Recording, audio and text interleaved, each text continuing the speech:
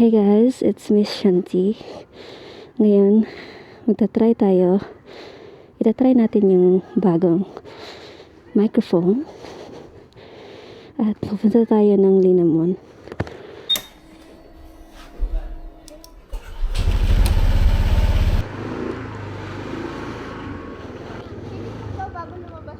Ah?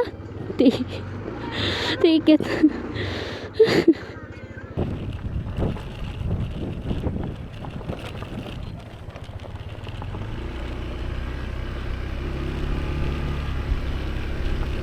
Dito na tayo sa Baloi Poblasyon. 30 minutes ride lang to papuntang Iligan. Dito kasi ako nagtatrabaho, guys, as an engineer sa construction company. Grabing traffic.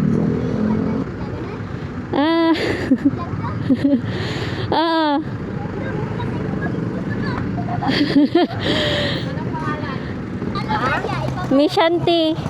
Tara. Ano? Miss Shanti. Miss Shanti? Shanti.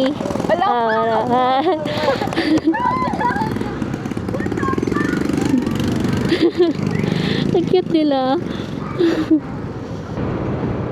Grabe. Lubak dito, guys.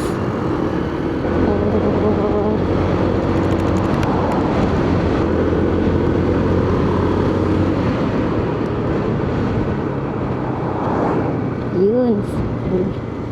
Sana darating na yung helmet ko. Bigat nito eh.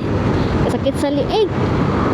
Tuwing nagabiyahe ako pa uwi, nagpapamassage ako. Hindi talaga kaya eh. Yan kasi gusto ng modular.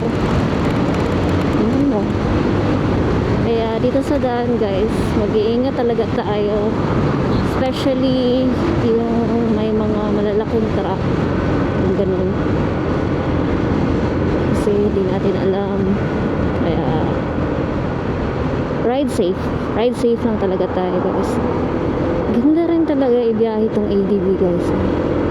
Iba rin pala pag naka ADV, parang hindi talaga na sasakit yung foot niya. Alam mo yun, parang i-relax ka lang tuwing rides. Hindi ka na magpaproblema ng mabilis.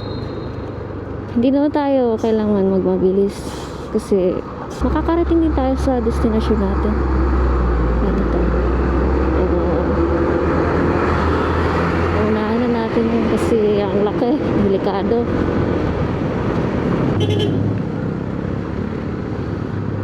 Pwede naman pala dun eh. Yeah, try natin. Kasi nandito lang pala yan eh. Finally, kalabas na rin tayo ng Baloi. At nandito na tayo sa Maria Cristina. Pwede naman yung ATV sa mga lubak, hindi masyadong ganun. Pero syempre, ako gusto ko ingatan yung motor ko. Ayoko namang hindi naman maglast sa akin ng ilang years, diba? Kasi natin pangalagaan natin yung gamit natin. Ganun. Lubak. I think Iligan na to eh. Iligan na nga. Hindi tayo pupunta sa Iligan. Doon tayo sa Linamon. Hindi ko alam kung Linamon ba yung banda yun. Feeling ko hindi yan Linamon. Before Linamon, doon ako bumibili ng mga prutas. Tsaka bahala ko rin pala bibili ng buldak lang kasi mura dun eh. Left tayo dito. Iligan nga pala din. So, kaya dito tayo. Safety tip nga pala, pag magko-cross kayo, pag may ganitong kotse, sabay na lang kayo sa kotse para hindi kayo mahirapan. Grabe, lubak. It's more lubak in the Philippines. Grabe si kuya, oh. slow down lang. Expert na ata yun eh. Nag-iingat po tayo, wala siyang tail light eh, gabi. Delikado yun. Parang ito na nga. Ito na nga. Nandito na tayo. Parking muna tayo guys. For safety purposes. Nakarating na rin.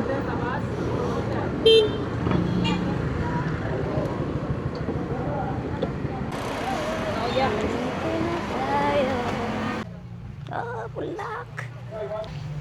5 lang. Ayun, 255. 255. Bakit 5 gang? Ah, na. Next week ko na. Kaapon. 40 kilo po. Pratuhan. Oh, 100. 105. Ay, 9? Ay, 102. Okay.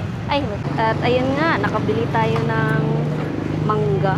Tsaka yung buldak. Ito lahat yun eh. So, 100 pesos lang to. Dadami na. 40 pesos per kilo. Mangga apple. Babalik na tayo sa Balui. Sa campsite.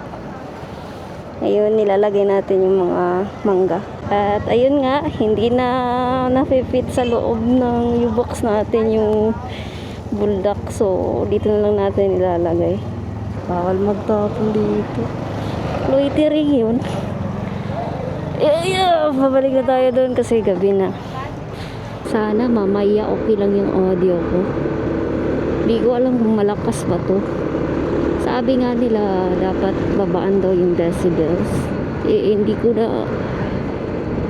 ko na babaan. Pauwi na kami. Kailangan dito naka-high beam kahit walang street lights. Medyo delikado. Ay, sorry. Pindot yung ay naku, kala nila galit ako eh. Hindi naman. Super smooth. Kaya ito gusto ko sa ATV eh. Super solid. Hindi ko alam kung nakikita ba. Kasi yung dilim. Pero nakikita nyo ba? Sana nakikita nyo. Grabe oh. Dilim. Dekado to ah. Marawi City. 29 kilometers. Yung Balui nga pala, in between siya ng Marawi tsaka Iligan.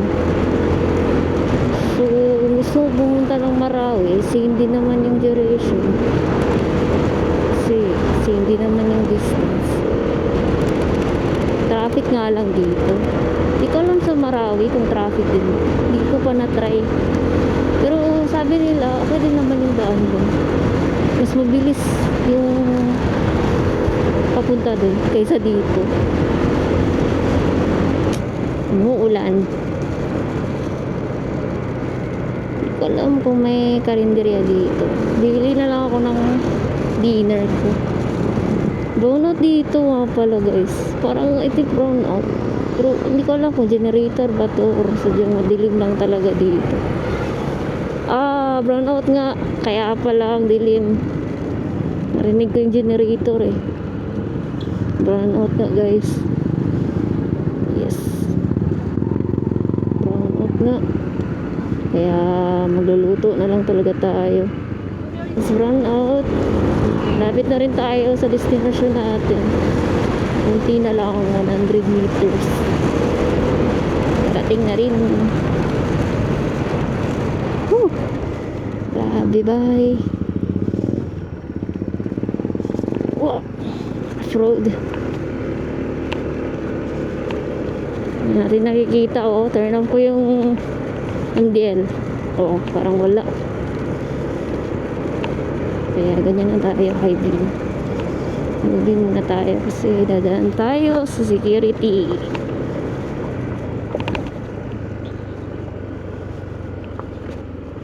Sir, good evening.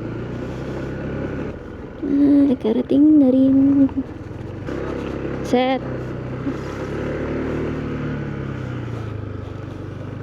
Yung mga security guards dito, 24 hours. Kapagod kaya niyan. Nakarating na rin sa destinasyon. Safe and sound. I think dito lang ang video natin. Kaya thank you guys sa pagsama sa akin. Magbili ng mangga tsaka yung buldak. Grabing adventure. Umulan pa nga. Like kayo and follow me for more. Bye!